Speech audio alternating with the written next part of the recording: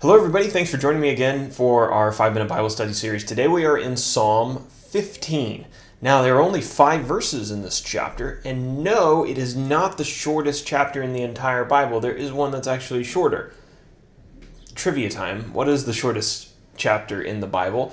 Leave it down in the comments below if you know it, and don't cheat. I guess you can cheat on Google. I admit I cheated on Google because I was like, 5 verses. This must be one of the shortest, if not the shortest chapters in the Bible, but alas, it is not. Let's get into it. Chapter 15 was written by King David, like many of the others that we've seen so far, and there are no known New Testament references that I am aware of. Just one theme, because the chapter is so short: the upright and the righteous man is approved by God and will find a home for himself or herself in God's presence. And then also just one definition, and that is God's holy hill.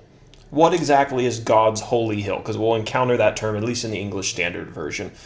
The temple of God, which was built by Solomon. You can go back to the books of Samuel and Kings and Chronicles if you want to know more about that. The temple of God was built on a hill in Jerusalem. The temple and the city of Jerusalem as a whole are used by the author to refer to the place of God's presence on earth. Maybe the easiest way to think about it is when we talk about God's holy hill, we're talking about his presence. And the psalmist is going to ask, who can be in God's presence? Who can be with God on his holy hill? What kind of man is that? Okay, so let's break down our 5 verses now. We won't break them down very much, only into one section. The the title of our one section is The Characteristics of a Godly Man. Also, I suppose this could fit in as a godly woman. We're inclusive here, so we have to mention that. 15 verses 1 through 5, the characteristics of a godly person. In Psalm 15, David writes about those who enjoy the privilege of having fellowship, of being in a good relationship with God, those who he approves of, those who can approach him. He writes, quote, "O Lord, who shall sojourn in your tent? Who shall dwell on your holy hill?" If you invite somebody into your home, it's usually somebody you have a good relationship with, right? In God's case, God is figuratively inviting people into his tent, into his home. What kind of people are those? David concludes that it is the individual who has these characteristics, which he mentions next. Someone who walks blamelessly, speaks the truth, doesn't slander, treats his neighbor well, doesn't honor vile persons or evil people, doesn't loan money at interest. That's an interesting one. I'll come back to that in just a second. Doesn't take bribes, a person who fears the Lord, and one who, quote, swears to his own hurt and does not change. We'll talk about that in our application section. And then he finishes in verse 5 saying this, quote, "He who does these things shall never be moved." So God is going to establish him. Let's talk about that interest one, because you might be thinking, well, that's interesting. I mean, we use banks and things today, and a lot of times we don't talk about whether or not it's wrong to, loan money and to get interest back for it. But actually, in God's Old Testament law, the law that he gave to Moses and to the people of Israel, they were not allowed to charge interest to other Israelites. They were allowed to charge interest to other people of other nations, but not to their Israelite brothers. So that's why David mentions that here. That's not a restriction for all people for all time, never, to be allowed to be a banker or to charge interest to somebody. For application today, I want to return to the words of verse 4, and I find that I'm often convicted by these words.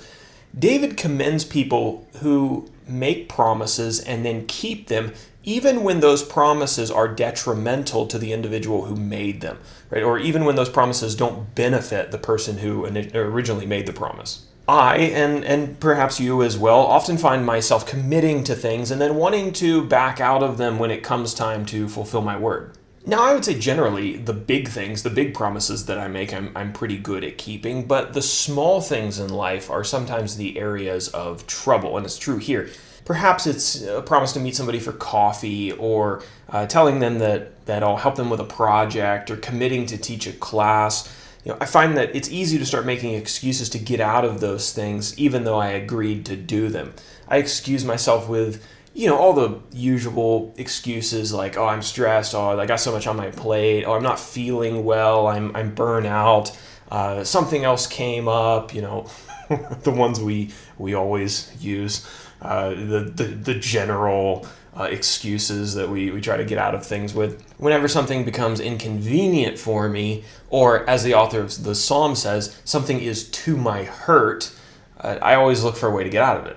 Of course, it is good to keep our word in the big things, but real Christian faithfulness is also exhibited in the small things and the small commitments that we make in life. So, when we give somebody our word, let's do our best to keep it, even if it's just a small commitment. And the reason is because our trustworthiness, how people perceive us, whether they perceive us to be trustworthy or flaky, our trustworthiness and steadfast friendship to people should mirror the trustworthiness and the steadfastness of the character of God. That's our goal, to reflect Christ, right? And so as Jesus says in the Sermon on the Mount, let your yes be yes, your no be no. If you give your word to somebody, keep your word. And especially in our day and age where so many people don't keep their word, if Christians do that, even in the small things, even in the things that may not seem like they're really that important, Christians will stand out as people of honesty, of trustworthiness, of steadfastness, and that's a light that we can shine into a world where those virtues aren't as valued as maybe they once were.